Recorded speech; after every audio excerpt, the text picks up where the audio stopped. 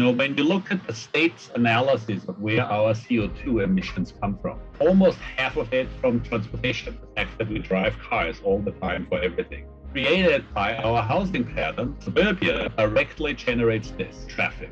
The project that I'm going to show you has 20 units per acre or more, because our question was, how can we create a building topology that's similar to a single-family home and offers most of the advantages of that typology, but achieves density suitable for running economically feasible public transit? This actually was an affordable for sale project. We should be building for sale affordable housing.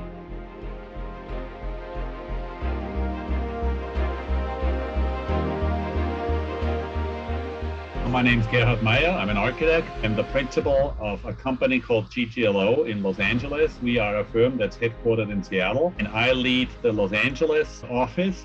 We have a lot of experience with residential design and construction to be able to demonstrate that good design should and can benefit all the different income stratas in all the different communities in Los Angeles. I'm originally born in Vienna. I came to this country on a Fulbright scholarship in sustainable design. The Compton project, and what's the title? It's called Parmelee Housing in Compton. It's a proposal for a nonprofit housing organization that I'm very fond of, called NHS, Neighborhood Housing Services. They do usually mortgage support for properties that become challenged. They do their own development. And this is a project in the city of Compton in a more or less residential area. So this is not downtown construction, right? This is not making a new city from scratch. This is sort of like an infill residential development between two schools. It's a missing middle project, right? I mean, this is Daniel Parolik's very famous drawing right now that shows up everywhere.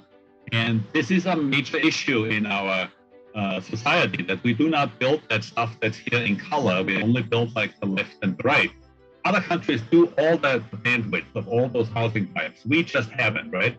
But the funny thing is, when you actually ask people where they would like to live, like everybody wants to live in the single detached house, preferably if it's on the beach, and if you have a very large lot. It gets less and less attractive, when you are in bigger and bigger apartment buildings and in the end in high rise. That's not to say that there isn't a constituency for these building types. And then when you overlay over that, the red shows us what we in Southern California predominantly build. What we predominantly build in LA, it just leaves that part out completely. Housing types that people would most like to live in doesn't exist except for the one, that's the single family home. And that's of course our suburban history. And then we build very aggressively on the right-hand side, where there is money to be made on larger and larger projects, but where you don't find a whole lot of public appreciation of those buildings showing up in your neighborhood. I mean, there isn't a groundswell of demand for most people to move out of their houses and move into those projects. When you look at the state's analysis of where our CO2 emissions come from, almost half of it from transportation, the fact that we drive cars all the time for everything. And this is from the state from 2017. I'm sure it hasn't changed that much. The architects, they like to focus on these little wedges, residential and commercial, make up 7% and 4%. And if you innovate like crazy there and you achieve 100% improvement, you haven't really made that much of a dent on the overall balance of this whole chart, right? So the chart to be attacked is the light blue wedge, which is the largest one. And that's the fact that we drive all the time. Created by our housing pattern, which is suburbia, because suburbia directly generates this. This is the direct connection, right? Global warming, climate change, suburbia because of traffic. And when we dream about how we really should live, most people come up with sort of like, well, wouldn't it be nice to have a walkable city, 15-minute cities? There's no clear path to realize this anywhere in the US. We always say, well, that's those people over there. They are different from us. We over here drive, and we can't change them. When you look at all the density categories across the board, from super low to super high, humans can live in all of them, actually. There's humans functioning in all these categories. But when you overlay transportation models over this, then you find that they have a limited range. Automobiles are really only suited for the super low densities to just about low density suburbia. And the public transit model seems to work from high density suburbia, low density cities, sort of like Brooklyn type, row house type thing, to metropolis, and it can handle metropolis really well. This is the Los Angeles problem. We are sitting in this gap. You want to solve that gap by, for instance, extending the density of transit down into the really low categories. Nobody wants to take it. There isn't enough people wanting to do this. It never pays for itself. If you push your density high enough that you slip into that lower category of transportation feasibility, so if you're trying this, the consequence of that is that there will be for a time so many cars on the road. It's not possible, right? Nobody moves anymore and you become so aggravated with your daily life. The solution to this is to build an example for a product type gets you into that lower density transit feasibility and sort of demonstrate to people what that would look like. So if we pick the row houses that achieves 20 units per acre or more, it's the minimum density that you need if you want to be funded under the state's cap and trade program, Affordable Housing Sustainable Communities. In that density, you make this possible. The project that I'm going to show you has 20 units per acre or more because our question was, how can we create a building typology that's similar to a single family home and offers most of the advantages of that typology, but achieves density suitable for running economically feasible public transit? It's independent ownership. You want to own your house free simple. You want to have the ability to make decisions about your home without restrictions from neighbors or HOA. You want to have the ability to add to your home or demolish it or build another one without interfering with your neighbor through a shared wall.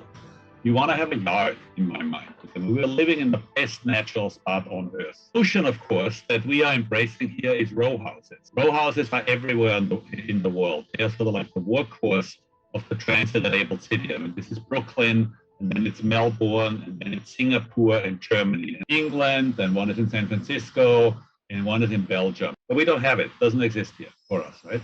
And the reason for that is the 30s, the row houses of New York were associated with heavily overcrowded conditions. It was basically a slum. I find this in writing, but I've heard that many times. The Chamber of Commerce in LA, in conjunction with them, they passed ordinances that basically made that impossible. So the workaround in the 70s, not being able to build row houses, but basically building that type, they are done under a large-scale planned urban development that sort of like builds the row house type, but calls it a condo. They're called townhouse condos.